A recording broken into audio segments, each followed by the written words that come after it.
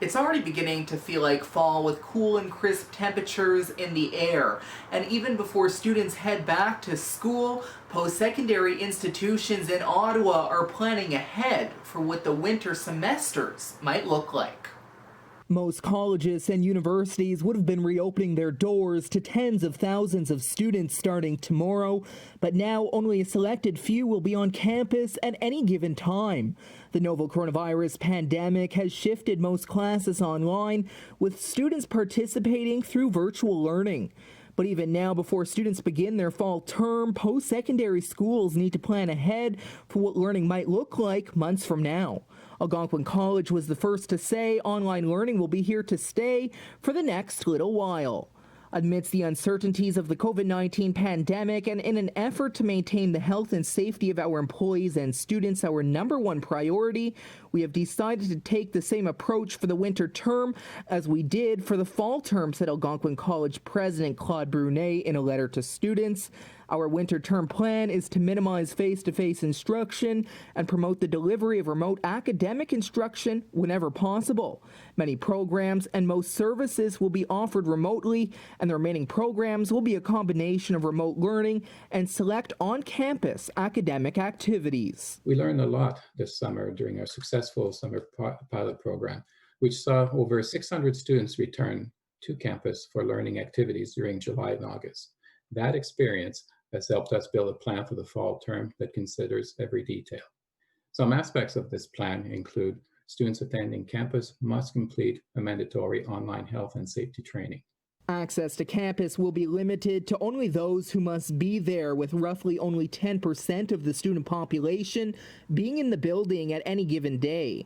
It will be a similar situation at Carleton University, where there will never be more than 2,000 people on campus at any given time. The university's president, Benoit-Antoine Bacon, says only 1,200 students will be staying in residence this year, operating at only 25 to 30% capacity. September is a difficult time for those of us who've given our lives to education. The fall term that's coming is not the one that we would have imagined months ago.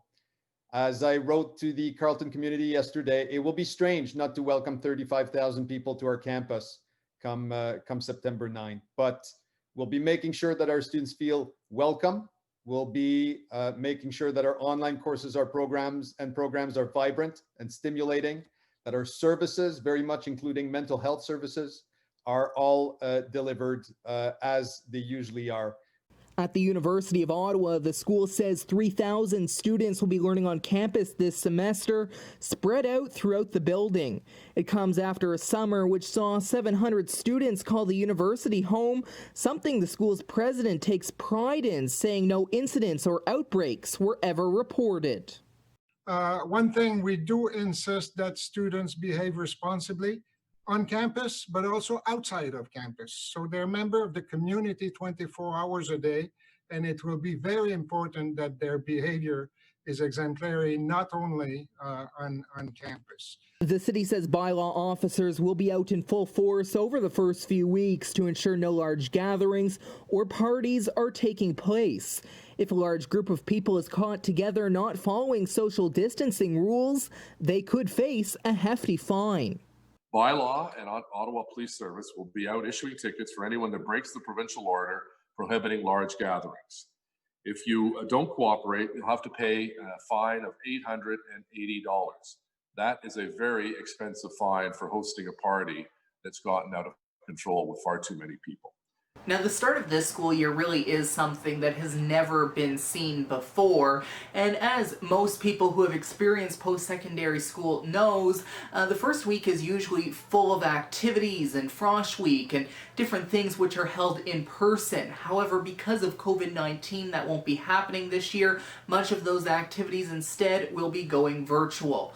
Now, Algonquin College has already said they're suspending all in-person activities on campus until at least the beginning of next year. Now, they say halfway through this term, they will review the situation to see if that date might need to be extended even further. Charlie Senack, WYN News, Ottawa.